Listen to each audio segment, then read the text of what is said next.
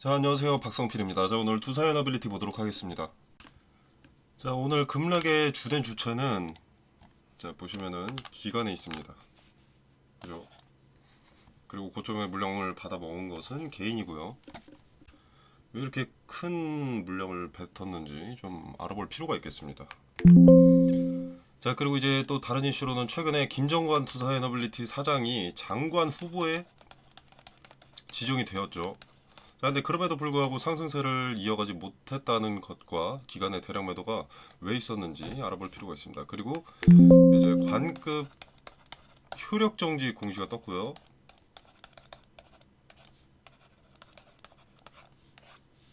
이 부분과 그리고 이제 현금 없는 기업입니다. 그죠? 이것도 많은 분들 아실 텐데, 자, 두산 로보틱스로부터 돈을 계속 빌려오고 있습니다. 주식담보대출을 통해서 지속적으로 돈을 빌려오고 있는 거죠. 자, 최근에 이제 두산 어빌리티에 대한 이슈는 요 정도 이렇게 3개 정도가 있고 이걸 하나씩 뜯어서 보도록 하겠습니다. 자, 영상 시청 전에 구독과 좋아요 부탁드리겠습니다. 자, 내용은 이렇게 그냥 공시를 읽어보면 되는데 뭔 내용인지 좀 헷갈립니다. 그죠? 자, 그래서 좀 말씀을 드리자면, 자, 일단 기존 공시의 입찰 참가 제한 효력 정지 기간이 이건 메모장으로 정리를 하겠습니다. 자, 안 써줘. 기존 공시의 입찰 참가 제한 효력 정지 기간 2025년 7월 15일까지 였으나 이제 2025년 6월 30일 대구 고등법원의 집행정지 인용 결정에 따라 항소심 판결 선고일로부터 30일 또는 확정일, 자, 항소심 판결 선고일로부터 30일까지 효력 정지가 연장된다. 자, 이게 무슨 말이냐면, 자, 원래는 2025년 7월 15일까지 다다음 주까지 효력 정지 기간이었습니다. 근데 이 집행정지 인용 결정에 따라서 30일까지 연장이 되면서 관급 공사가 지속적으로 더 들어올 수가 있다는 거죠. 효력이 정지가 되고 있다. 그러니까 쉽게 말하면, 자, 입찰 참가 제한, 자, 요게 부정적인 거죠. 이 자체가 부정적인 건데 두산 에너빌리티가 이 부정적인 것이 집행되지 않도록 집행 정지 기간을 늘린 겁니다. 항소심 판결 선고일로부터 30일까지. 자, 그래서 입찰 참가 자격에는 당분간은 영향이 없는 거죠. 요때까지는. 자, 그리고 요 항소심에서 판결이 어떻게 될지 모르기 때문에 악재가 미뤄졌다, 유예됐다, 뭐 그런 공시인 겁니다. 자, 이렇게 지속적으로 항소심이 진행 중인 상황이긴 합니다만 법적 리스크는 완전히 종료된 것은 아닙니다. 자, 그러나 지금 당장은 악재는 아니다.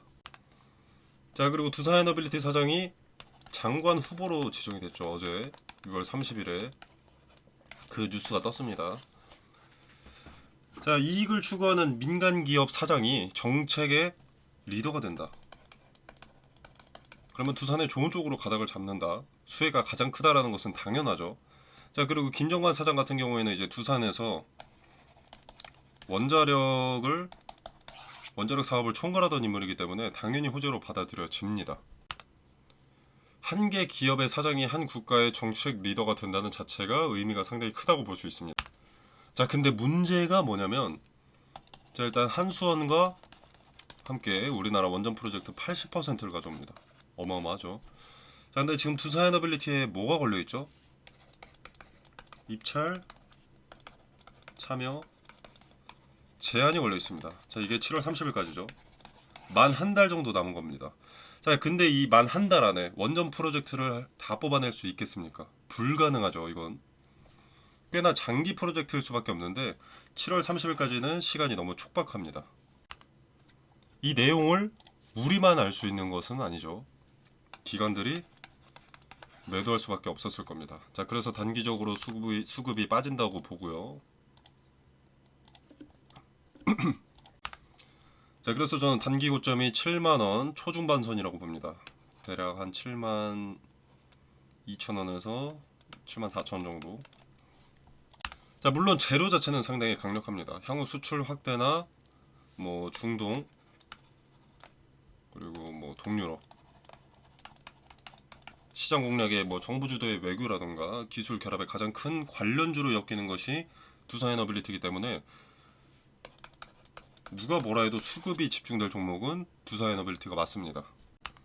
뭐 사우디아라비아나 아랍에미리트, 폴란드, 체코 등등 뭐 동유럽이나 중동 지역은 미국, 프랑스 기술과 더불어서 이제 한국형 원전을 적극적으로 검토 중이기 때문에 원전 섹터에서 그냥 세계적으로 아주 유망한 기업이라고 볼 수가 있죠. 자, 근데 그럼에도 불구하고 기관이 매도했던 이유, 입찰 참여 제한도 있고, 자, 일단 장관 지정은 6월 17일쯤부터 말이 나왔습니다. 그래서 후보로 뭐 네이버나 카카오 이름을 올렸고요. 그 외 뭐 중견, 중소기업들의 이 임원들이 이름을 올리고 있었습니다. 그래서 그 관련주들의 6월 중순에 기관과 외인의 순매수가 상당히 크게 들어왔었고요. 자, 근데 이제 장관 후보 이야기가 나온 당일날 6월 30일이죠. 자, 오늘 날짜 7월 1일이고요. 하루 전에 이렇게 다 뉴스에 떴습니다. 6월 30일에. 자, 요때 기간을 봤더니 6월 30일에는 매도를 했다. 오늘도 매도를 했고 외인도 매도를 했고요. 자, 이게 결국 뉴스에 팔아라 라는 주식시장 격언의 의미가 여기서 증명이 된 거죠. 자, 기관은 이 장관 인선에 대한 정보를 어느 정도 알고 있을 가능성이 있거나 아니면 단기 고점임에도 불구하고 수급이 들어올 수 있는 뉴스가 나왔기 때문에 고점에 팔아치웠거나 둘 중 하나라고 봅니다. 자, 그리고 이제 김정관 두산에너빌리티 사장이 만약에 장관으로 지정이 된다 라고 해도 실질적인 정책 효과를 보고 기대감이라도 반영이 되려면 최소 3분기 이상의 시간은 필요합니다. 지금은 호재로 작용하기에 이르기 때문에 이런 뉴스를 도구로 사용했다는 쪽이 가능성이 월등히 높다고 보고 있고요.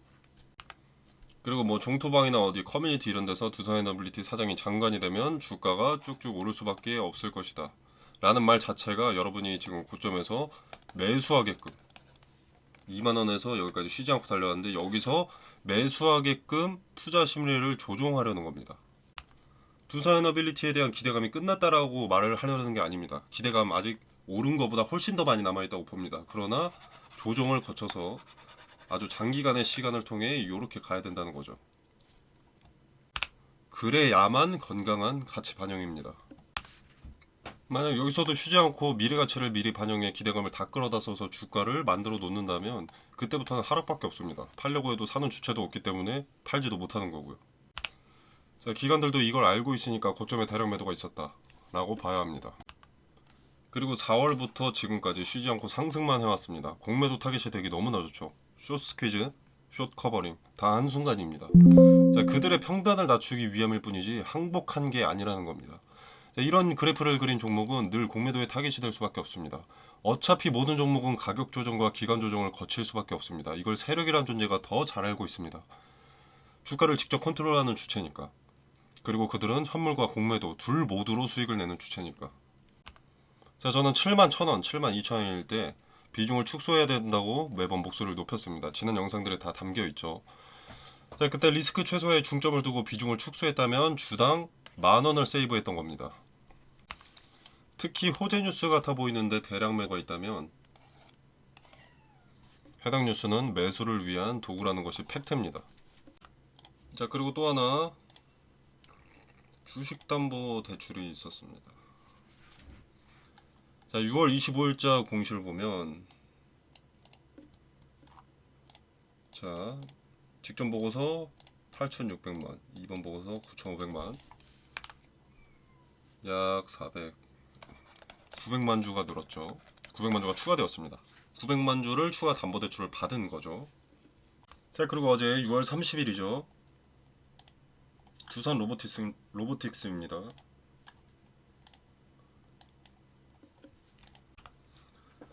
자, 두산 로보틱스 지분 68.15% 중에서 22.52%를 담보로 활용을 했습니다. 자, 엄청난 지분이죠. 웬만한 기업 최대주주 지분 수준입니다. 자, 이게 돈으로는 5,500억의 담보대출이 추가로 발생한 거고요. 다 합쳐서 토탈 6조 5천억의 대출입니다. 자, 두산그룹 자체가 무언가에 올인을 하겠다는 거죠. 자, 경쟁력에서 앞서고자 초격차를 벌리기 위해서 올인하는 건 좋은데 추후에 6.5조를 갚아야 되는 거죠. 자, 지금 같은 경우에는 기대감만 반영이 되고 있지만 투자자들이 나중에 리스크의 시선이 닿게 되면 그때는 어떨 것 같습니까? 자, 그리고 프로젝트 자체가 뭐 1년, 2년의 단기 프로젝트가 아니라 뭐 5년, 10년 등의 장기 프로젝트인 건 당연한데 정권이 교체됐을 때도 프로젝트를 이어갈 수 있을지는 미지수입니다. 정책이 발목 잡힐 수도 있는 것, 이것도 염두에 둬야겠죠. 자, 물론 이 부분은 리스크가 크진 않습니다. 미국이나 뭐 동유럽, 중동 등이 친원전이기 때문에.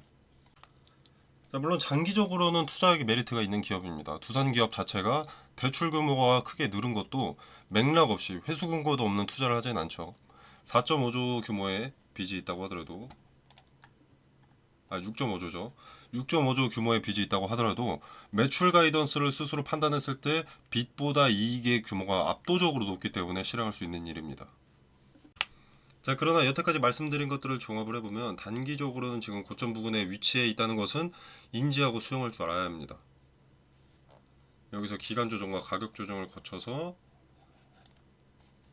전 고점을 돌파하고 그때 상승 랠리를 이어나갈 가능성이 높다는 거죠. 세력의 입장에서도 이 개인들의 평단을 높여놔야 됩니다. 자, 2만원에 산 사람이 뭐 7만원 찍었다가 지금 6만원 내려왔다고 쉽게 팔진 않죠. 그래서 개인들의 평단도 세력의 입장에서는 높여놔야 됩니다. 개인들은 수익 중에 잘 안 파니까. 자, 그리고 지금 투자 경고 종목 지정 예고 딱지가 붙어 있습니다. 예고고요. 자, 이게 최초 판단일은 6월 25일인데 이게 7월 8일까지 계속 하루하루 연기가 됩니다. 그래서 7월 8일까지 만약에 이 세 가지 조건을 모두 부합하는 날이 있다라고 하면 투자 경고 종목 딱지가 붙어버리는 거거든요. 자, 투경 딱지가 붙으면 일단 거래가 1일 정지되고, 그리고 투경에 또 이제 이런 제한이 또 생깁니다. 그러면 투자자들의 매수 심리가 위축될 수밖에 없습니다. 이게 계속 오르면 계속 정지를 당해버리고 세력이 주가를 올릴 수도 없으니까요. 자, 그래서 매수 심리가 아니라 이제 매도 심리가 높아지게 되죠. 이 딱지가 붙으면